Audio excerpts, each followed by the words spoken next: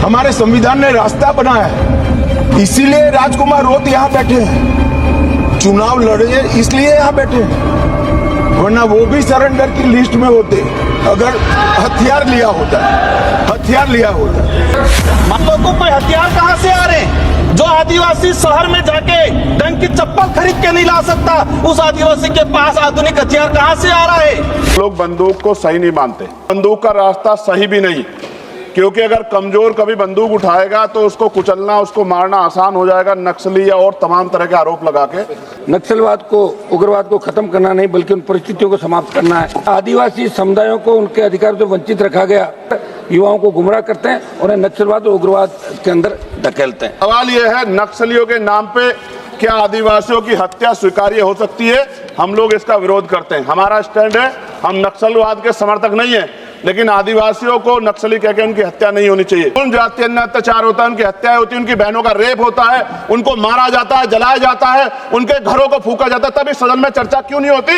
ये सदन क्यों नहीं सुनना चाहता? SC ST OBC के अन्याय के बाद क्यों नहीं सुनना चाहता? अमित शाह ने बोला था लोकसभा में कि 31 मार्च से जो भी देश भर में जो आतंकवादी, नक्सलवादी, आदिवासियों को वनवासी, इस प्रकार से और आदिवासियों के साथ जितनी भी जो परेशानी होती है, अत्याचार होता है, वो 31 मार्च से खत्म हो जाएगा।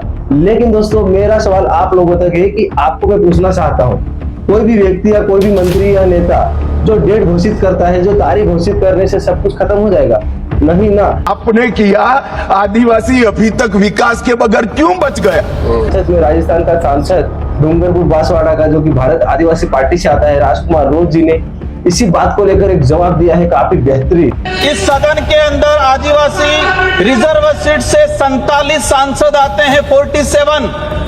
भाजपा की तरफ से कितने आदिवासी सांसदों को बोलने का अवसर मिला है? छत्तीसगढ़, झारखंड, उड़ीसा, आंध्र प्रदेश, तेलंगाना। यही दिख रहा है कि किस तरह से उन्मूलन किया जा रहा है। सबसे ज्यादा आदिवासी बाहुल्य क्षेत्र विस्थापित हो रहा है, सबसे ज्यादा आदिवासी प्रताड़ित हो रहा है, लेकिन कितने लोगों को अवसर दिया इन लोगों ने?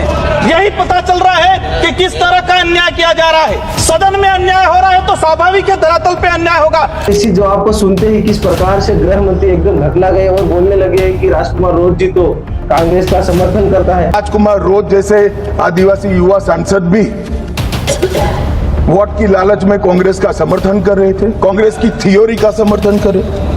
लेकिन राजकुमार रोत हमेशा आदिवासी समाज के लिए, आदिवासियों के लिए आगे आता है, जल जंगल जमीन की रक्षा के लिए आगे आता है। और आदिवासी समाज का कोई भी व्यक्ति अगर जल जंगल जमीन की बात करता है, जंगल बसाने की बात करता है, आगे आता है, तो किस प्रकार से उसके ऊपर एनकाउंटर किया जाता है, नक्सलवादी घोषित किया जाता है। जैसे कि आप लोगों ने सुना होगा, देखा होगा कि छत्तीसगढ़ के बस्तर क्षेत्र में मांडवी हिटमा को एनकाउंटर करा दिया है, जो जंगल की रक्षा करता था, जंगल के लिए आगे आता था। आप लोग अंदाजा लगा लीजिए और किस प्रकार से 31 मार्च से आतंकवादी या नक्सलवादी खत्म हो जाएगी। कहाँ से खत्म हो जाएगी? नक्सलवाद को, उग्रवाद को खत्म करना नहीं बल्कि उन परिस्थितियों को समाप्त करना है जिनकी वजह से पैदा हो रहा है। जहाँ आदिवासी समुदायों को उनके अधिकार से वंचित रखा गया, युवाओं को गुमराह करते हैं, उन्हें नक्सलवाद और उग्रवाद के अंदर धकेलते हैं। जब आदिवासी समाज जंगल की रक्षा करता है, जल जंगल की रक्षा करने आगे आता है, उसको नक्सलवादी घोषित करके उसके ऊपर एनकाउंटर करा दिया जाता है। अमित शाह किस प्रकार से बताता है कि ये लड़ाई बंदूक से लड़ी जाती है। हाथ में हथियार उठा लोगे, जो हथियार उठाएगा उसको हिसाब। इसी बात को सुनते ही हमारा दूसरा शेर खड़ा हो जाता है, जो कि चंद्रशेखर आजाद, रावण। आप लोगों ने सुना होगा रावण ने किस प्रकार से जवाब दिया है कि हम संविधान को मानने वाले लोग हैं, हम कलम को मानने वाले लोग हैं। डॉक्टर भीमराव अम्बेडकर ने किस प्रकार से बताया था, बाबा साहब ने, कि कलम से बड़ा कोई भी हथियार नहीं होता है। संविधान को मानते हैं, संविधान के आधार पर चलते हैं। हम लोग बंदूक को सही नहीं मानते, और बंदूक का रास्ता सही भी नहीं, क्योंकि अगर कमजोर कभी बंदूक उठाएगा तो उसको कुचलना, उसको मारना आसान हो जाएगा, नक्सली या और तमाम तरह के आरोप लगा के। इसलिए बाबा साहब ने कलम की बात की और कलम को हथियार बताया।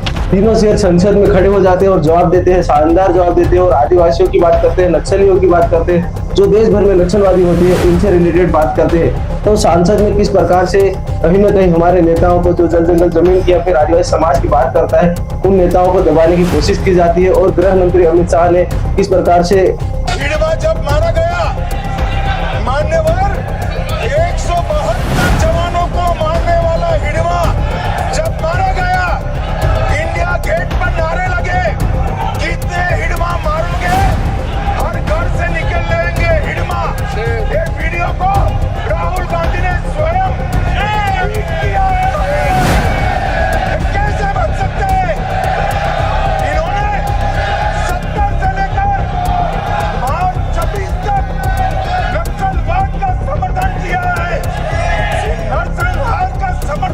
और राजकुमार रोध ने बताया कि किस प्रकार से 2014 से लेकर 2026 तक जो भाजपा सरकार आई है, आदिवासियों को 10 लाख से भी ज्यादा जंगलों से विस्थापित कर दिया। भरी भरकम बारिश में विस्थापित किया था, जो कि मध्य प्रदेश के देवास डिस्ट्रिक्ट में किस प्रकार से भरी भरकम बारिश में जंगलों से बाहर से विस्थापित किया गया था। भरी भरकम बारिश में आप लोग अंदाजा लगा सकते हो, इस प्रकार से मुद्दे उठाए हैं, लेकिन कहीं ना कहीं सरकार इस मुद्दे को खत्म करना चाहती है और अपने आप को आगे बढ़ाना चाहती है। कि पूरे देश के आदिवासियों को इस सदन के माध्यम से मैं आह्वान करना चाहूंगा कि हमारे पूर्वजों ने अंग्रेजों से, मुगलों से, जमींदारों से पारंपरिक हथियारों, गुरिल्ला युद्ध की पद्धति से जल जंगल जमीन की रक्षा की। अब हमें इस आजाद भारत में सरकारों की पनाह से पनपने वाले उद्योगपतियों से जल जंगल जमीन की रक्षा कलम और कागज से करनी है और हम करेंगे ये चीज। अन्याय के खिलाफ लड़ने का हमारे संविधान ने रास्ता बनाया है, इसीलिए राजकुमार रोत यहाँ बैठे हैं। चुनाव लड़े इसलिए यहाँ बैठे हैं, वरना वो भी सरेंडर की लिस्ट में होते अगर हथियार लिया होता। आपने, हाँ, इसीलिए कहता हूँ यही रास्ता है। हम लोगों को कोई हथियार कहाँ से आ रहे हैं? जो आदिवासी शहर में जाके ढंग की चप्पल खरीद के नहीं ला सकता, उस आदिवासी के पास आधुनिक हथियार कहाँ से आ रहा है? गृह मंत्री अमित शाह ने किस प्रकार से संसद में सबसे बड़ा बयान दिया है नक्सलवाद को लेकर कि आदिवासी का विकास नहीं हुआ कहते। 31 मार्च से नक्सलवाद खत्म हो जाएगा और संपूर्ण हो जाएगा, मुक्त हो जाएगा। राजकुमार रोध जैसे आदिवासी युवा सांसद भी वोट की लालच में कांग्रेस का समर्थन कर रहे थे।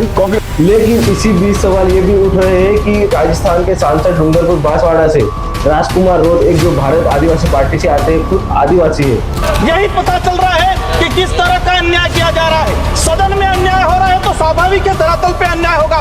नक्सलवाद होता है तो जल जंगल जमीन की बात करता है, उसको नक्सलवाद का थप्पा दिया जाता है। हम लोग आदिवासी के अधिकार की बात करेंगे, कहेंगे नक्सलाइट है। अगर जल जंगल जमीन की बात करने जाएंगे, कहेंगे नक्सलाइट है। चंद्रशेखर आजाद ने भी यही बोला है कि जो बंदूक है वो एक हथियार नहीं है। जो गोली चलाता है उसको जवाब गोली से ही दिया जाता है। इसके हथियार तो बाबा साहब ने कहा है कि पेन है, कलम है।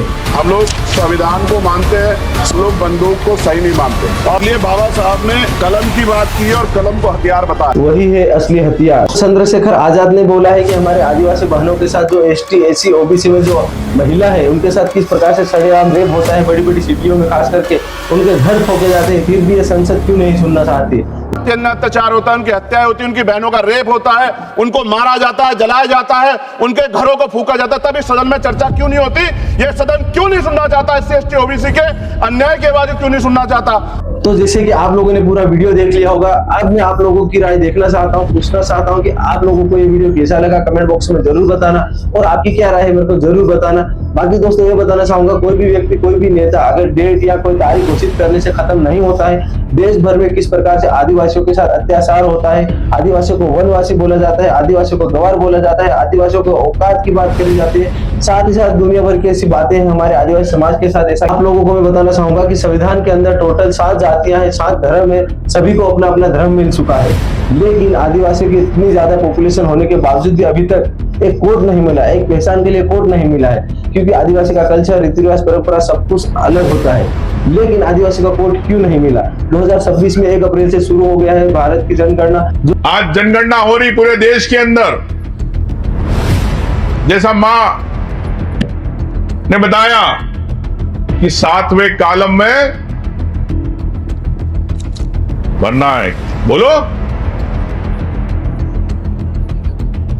क्योंकि आदिवासियों का एक कॉलम जरूरी है, ताकि सभी धर्म को अलग अलग कोड मिल चुका है तो हमारा आदिवासियों का भी एक आदिवासी कोड मिलना जरूरी है, ताकि हमारा कल्चर, रीति रिवाज, रहन सहन, खान पे बचा रहे। इसी को देखते हुए डिमांड करी है हमारे मध्य प्रदेश के नेता प्रतिपक्ष उमंग सिंगार ने इस प्रकार से अमरकंटक में एक बयान दिया है। और प्रकृति धर्म आदिवासी कोड अगर आप नहीं भरोगे तो आपको किसी दूसरे धर्म में डाल दिया जाएगा। बोला है कि 50 लाख से भी ज्यादा जनगणना फॉर्म भर के जाएंगे। 25 लाख भरे, मैं कहता हूं कि 50 लाख फॉर्म यहां से मध्य प्रदेश से भर के जाना चाहिए, ताकि दिल्ली में बैठी हमारी बहन राष्ट्रपति आदिवासी समाज की, उनको एहसास हो कि मध्य प्रदेश के 2.25 करोड़ प्रतिनिधियों ने, आदिवासियों ने, छत्तीसगढ़ के आदिवासियों ने अन्य स्टेट के आदिवासियों ने ये मांग उठाई है कि इनको दर्जा मिलना चाहिए। भारत की प्रेसिडेंट द्रौपदी मुर्मू के पास, जो कि हमारे आदिवासी समाज से आती है, ताकि आदिवासी समाज के लिए, आदिवासी समाज को एक पहचान मिल सके। बाकी आपकी क्या राय है कमेंट बॉक्स में जरूर बताना। और आप लोगों ने अभी तक सब्सक्राइब नहीं किया तो भाई सब्सक्राइब तो जरूर कर लेना, ताकि अपने आदिवासी रिलेटेड, अपने आदिवासी खबर, आदिवासी जानकारी इसी चैनल पर मिलती रहेगी। जय जोहार, जय आदिवासी।